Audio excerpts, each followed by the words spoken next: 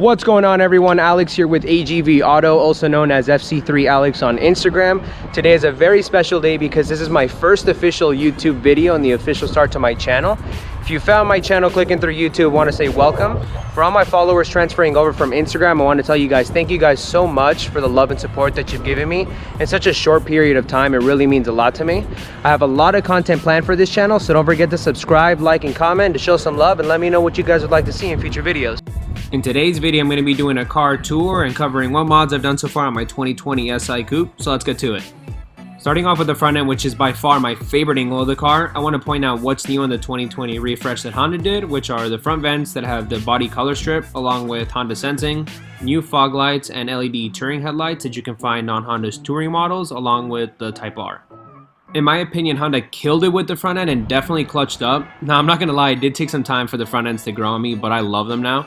I know that a lot of people on Instagram are swapping these vents over to their previous years and it's a direct fit. If you have a previous year, let me know if this is something you guys want to do. I'm curious. As you can see, it's nothing too crazy up here, but I have the OEM Type R badges. For all my coupe guys listening to this video, you will need 2 front badges. If you have a sedan, you'll still need a front badge and a rear badge. I will be putting the part numbers down in the description below in case you're shopping for them. Moving on to the lip, it's the OEM HFP lip from Honda. The install was fairly simple, straightforward. If you're looking into this lip, I highly recommend that you take off your bumper just to make sure that you line up the lip right and get a proper fitment. If you are looking into this lip, I will be putting the part number down in the description below again.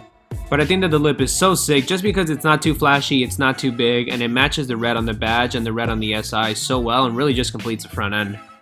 Jumping over to the fogs, you have a couple of different options of getting some color. I personally have yellow Laminx overlays, which is literally just a piece of tint that goes over your fog lights. Another way that you can do it is by purchasing LED bulbs that goes right into your fog light. One thing to keep in mind is that if you decide to go the LED route, that you will only get color in your lights if your lights are actually turned on. Versus if you have a tint over your fog light, it'll be that color all the time. And that sums up the front of the car. My main goal with this car was literally just to keep it simple and as clean as possible. And now moving on to the side of the car. Over here I have the Sumer Performance sequential side markers, which is also a straightforward install, and really all that's required is for you to tap into your main headlight harness. But I love them just because they're really clean looking and it changes the side of the car so much. This is what they look like when you turn on your lights, and they are just as bright as the headlights, and when you turn on your turn signal, the sequential part looks like this. I highly recommend them, especially if you're looking into something that's functional instead of your standard OEM ones. And since they're tapped into the main headlight harness, they're going to have the same timing. And now moving on to my most commonly asked question, my wheel, tire, and suspension setup. So the wheels are Gramlite 57DRs. They are in Gun Blue 2. The specs are 18 by 9.5 plus 38, and they're wrapped in 2 5540 Indy 500s. As a side note, these are in the top best bang for your buck tire on the market because they give you such great traction and give you such an aggressive look. Now, I've been running Indy 500s for a while now, and I even used to have them on my first SI, which saw a lot of track time, and I never had any issues, and the wear was great. As for the suspension setup, the car is lowered on Eibach Pro Kit springs. I decided to go with the Pro Kit instead of the Sportline springs because it's less aggressive in a drop that allows me to run a meatier tire. Another question that I get asked is if I roll the fenders or have any rubbing issues. I didn't roll my fenders because the only time I rub is when I go at decent speed and hit a pothole. Other than that, I have zero issues.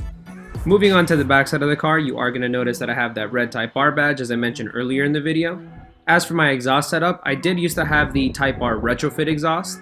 I just recently switched over to the HKS High Power, which sounds absolutely insane. I will have a video on that coming soon, so stay tuned.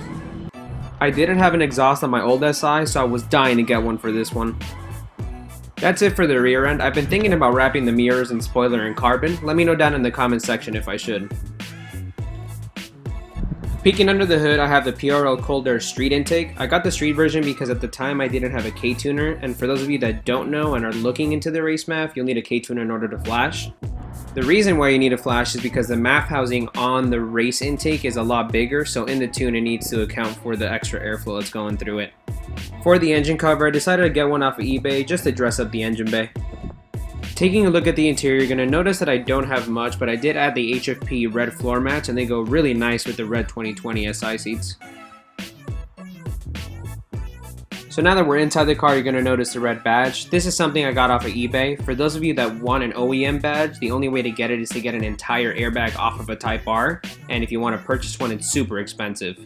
Taking a look over here, you're going to notice my K-Tuner V2. So currently the car is running the TSP Stage 1 tune. I've been running that tune for a couple years and I've never had any issues. If you guys want me to do a review on that, just let me know down in the comments. I'll definitely make sure to make that for you guys. Last but not least is my fully adjustable Acuity short shifter paired with their weighted shift knob. This is by far one of my favorite mods just because it really shortens the throws and it adds to the driving experience. Highly recommend for those of you looking into a shifter, it's worth every penny. Other than that, you're going to notice that the rest of my interior, for the most part, is stock. Alright guys, that pretty much sums up my SI. I'd love to hear your guys' thoughts and opinions. Can't wait to bring you guys more content in the near future. Don't forget to subscribe, like, and comment, and I'll catch you guys in the next video. Peace!